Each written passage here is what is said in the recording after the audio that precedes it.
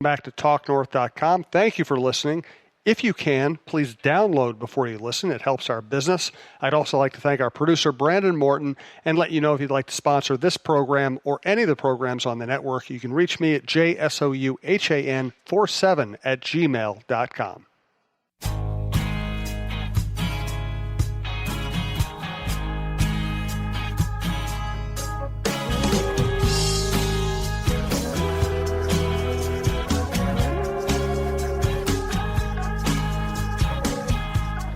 A month ago, the Vikings were 2-2, and they had problems. Not made-up problems, real problems, internal problems, quarterback problems, receiver problems. Now, 4 weeks later, they are 6-2. The schedule looks favorable. Dalvin Cook is one of the best players in the league. Kirk Cousins is on the best four-game run of his career. Things have turned around dramatically, possibly setting up for a big finish. This is the Viking Update Show starring John Krasinski of The Athletic. I'm Jim Souhan from the Star Tribune. Thanks to our sponsors, Twill in the Edina Galleria, Tony Hoagland, your State Farm agent, and BiteSquad.com. Please follow us at Talk North Pod on Twitter. As we grow our business, we're going to start putting more and more things on that feed, including some things you might be very interested in. And thanks to our longtime producer, Brandon Morton. I'm going to hit you with a bunch of topics, John, but first I'll just get your overall reaction to an ugly game, but kind of the kind of game you almost expect on a Thursday night against a bad opponent. Yeah, I think that you always know that it's not going to be pretty going into these games with no rest. All the players' bodies are beat up, and you're playing a team that is 1-6 at the time, and so there's not exactly a ton of electricity hanging in the air. And really, the only goal in these games is just survive it. Just get through it. Don't suffer a loss that would absolutely put you behind the eight ball and kind of really waste all of the good stuff that they had done the previous 3 weeks. Just get through it, win the game, and get out. And I think that's what you saw in the strategy, the game strategy of the Vikings on Thursday night was they did go back to trying to shorten the game and just run. And yeah, they hit Diggs with a few big plays, but it just seemed like it was like, this is a necessary evil. Let's get through it. We'll get some good rest and then really gear up for a tough second half of the season. So mission accomplished in that regard. It really reminds me, I'm going to date myself here. Please do. I remember 1989, my first year covering the NFL, covered a really bad Cowboys team that would finish 1-15. And their only victory came with a Steve Walsh at quarterback, the St. Paul Cretin alum. And they played the great 49ers team that would go on to dominate the Super Bowl that year and win 55-10. And the 49ers really, it was a fairly close game. It was a lot like last night's game where, it was fairly low scoring and the better team didn't do a whole lot. And I ended up talking to some people like off the record the next day, and they said, and like I was talking to some Cowboys coaches, and I was saying, you guys played pretty well last night. And they're like, no, the 49ers just knew they were going to win, so they didn't do anything. They did. Yeah. Why throw the ball deep? Why put the ball at risk? Why do anything fancy if you know you're going to win the game if you don't screw up? And that's what the Vikings did. And frankly, that's what good teams do. Yeah, exactly. And you know what? This really kind of, listening to you say that and kind of how they approached it really reminds me of a conversation I had with a longtime Vikings employee. And this was probably 4 or 5 years ago that we were just kind of talking about the game, talking about life in the NFL, things like that. And the thing that still sticks with me today that he brought up to me was, he said, John, what most people don't realize, most fans don't realize about watching this game and getting into it is that these players look at this as a job, like very base level. Like, I have to go to work today and do my job. And it really kind of removed some of the romanticism of how we view it and how you think about these major events and everyone, gets up for them and it's so exciting. But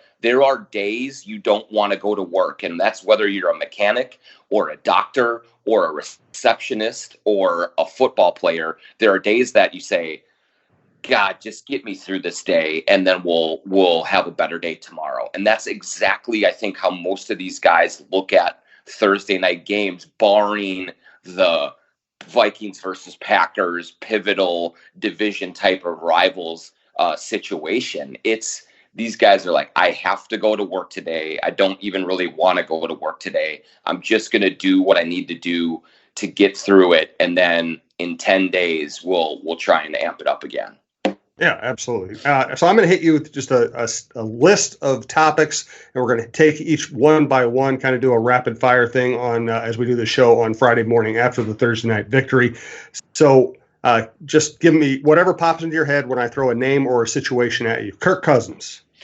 I mean, remarkable. I don't know if that's too strong, but when you think about what he looked like in that Chicago game, he looked lost. He looked overwhelmed. He looked like he didn't know if he was up to the task of being a quarterback on a team that has pretty high aspirations. It was amazing that it was a fish out of water feel to it.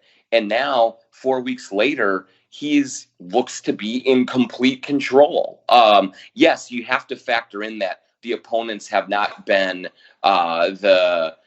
whatever 89's 49ers that you cover that in that game you covered. But it just looks like he has a command and a confidence and a feel that was not just not there in that Chicago game, but looked like, how in the world is he ever going to get it? And these last 4 weeks, he has made big plays. He's made extremely tight throws. I mean, the one to Thielen against Detroit was unbelievable. The deep ball to Diggs against the Redskins was just pinpoint accuracy. He's rolling out. He's making plays. And it's come 180 degrees from where he was. And I think that's what gives the Vikings some confidence that, they're not just beating bad teams, but they actually might have found something here. And listen, we know Washington stinks, but their defense is their strong point, and they were dead set on taking away the deep ball. And if Diggs doesn't fumble on his long catch and run, they probably score 26 points to 19 or whatever. And you look at Cousins' numbers at the end of the game, and he has this magical way of not really impressing you in action, and then the numbers kind of blow you away at the end of the game. But I'll give him credit because, again, against that defense, under these circumstances, trying with the goal of not making mistakes, he was 23 of 26. His 3 incompletions were 2 throwaways under pressure, which were the right read, and 1 Dalvin Cook drop that could have been a 20, 30-yard gain or even a touchdown. Yeah, absolutely. I mean, he was pinpoint, not just that deep throw to Diggs that I mentioned, but he kind of had a little sidearm sling to Irv Smith at one point. And he was throwing into some tight windows, and he did make some bigger plays in a game where there weren't many big plays to be had. Also, Jim, I think it was the first time in 15 years that they didn't punt. And so it just showed that he was able to keep the chains moving and keep that clock moving. The time of game was like 2:40 or something like that, which is unbelievable for a nationally televised game. And I think it was just perfect the way that he ran things. And so I think it gives them a confidence, and it gives them hope that they actually have a guy who can make a difference. Now, we will see what he does against better competition. He's going to get the Packers and Bears at home, better defenses.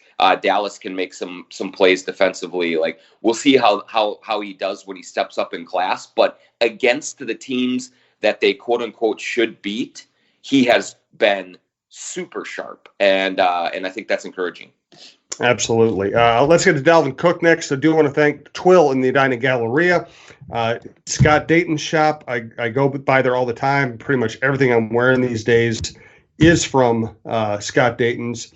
And, it's just a really comfortable, relaxed place to go find your stuff. I've been wearing Trask, Trask stuff. I've been wearing Brax, Brax. I know I don't always enunciate these well.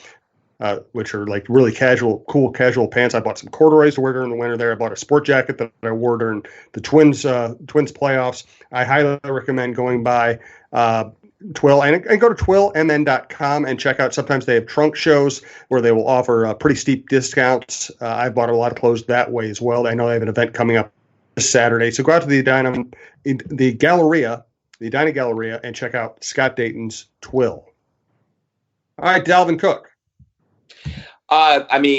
Made probably the MVP. I know of the Vikings, of course, not the league yet, but I know that Kirk Cousins has played very well these last 4 weeks and really kind of ratcheted himself up the ladder in terms of total quarterback play around the league. And so that's always going to be maybe more important in this league. But man, Dalvin, Adrian Peterson was in the house last night, and it kind of felt like Chad Graff wrote a great oral history for The Athletic right before the game about Adrian Peterson's 296-yard day way back when. And that happened, if you remember, Jim, when LaDainian Tomlinson was on the other sideline. And there was sort of a passing of the torch there in that moment from the superstar running back of that time to the new guy, Adrian Peterson. And I really do think,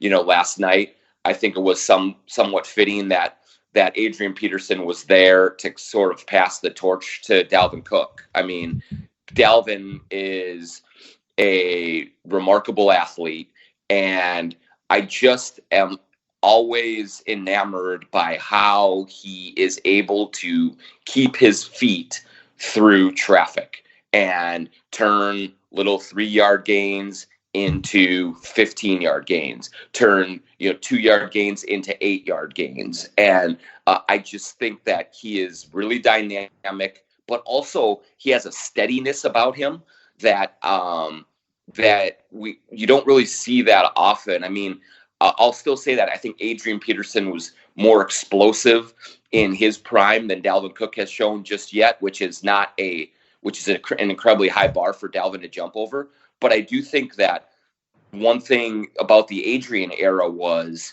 that he could be volatile. He could have fumbles. He could miss a hole. He could drop passes. Whereas Dalvin doesn't do those things that get a team beat that way. He doesn't make as many mistakes as Adrian would make. He doesn't have quite the home run capability that Adrian had, though he's still very dynamic. But he's just so steady and reliable, and I think that's really important for this team. Oh, absolutely, and that's the thing. Adrian, he was great, but he was great in a very specific way. Yeah. Power, speed, ability to break tackles, relentless running, incredibly hard worker. But Dalvin is a better technical running back. He can do more things. He's probably a better pass blocker. He's definitely a better receiver. He's better in the screen game. I think he finds holes better than Adrian did. Adrian sometimes would hit the wrong hole and still make it work. Whereas Dalvin Cook, really, there's some intelligence to the way he runs. And I think the thing that we've really seen this year that I don't think we knew all that well about Dalvin is how he could maintain balance even while taking hits. And that's the remarkable thing. He'll take a hit and he will just, he will still maintain his athletic poise. He can still make another move at that point. Yeah. And I've said it before, and this is not an original thought from me. I stole it from someone else. I can't remember who, but Dalvin absolutely has some Percy Harvin to him in that balance. Like, you'd see Percy just bounce off of guys, keep his feet, and keep surging forward. And Dalvin absolutely has that quality about him, and it just helps to really lower or raise the floor on every play that he touches the ball. Because even if he gets knocked back behind the line of scrimmage, he can keep that balance, get forward, get back, and prevent a loss. And it is an uncanny ability that he has to do that. Very impressive. Vikings defense as it currently stands. It's hard to argue with the numbers and certainly the scoring numbers that they've put up in most of these games. I do have concerns, Jim, about Xavier Rhodes. He is getting picked on now. Case Keenum was clearly targeting him last night before he went out with an injury. And that's happening more and more. And there was a time not too long ago where